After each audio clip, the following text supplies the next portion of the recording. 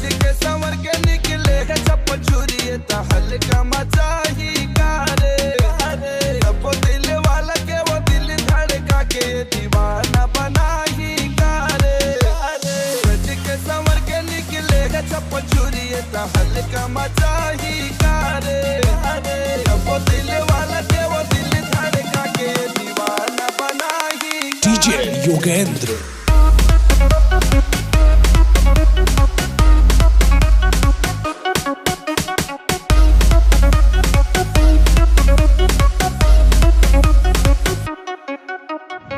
You are listening to DJ Dadu.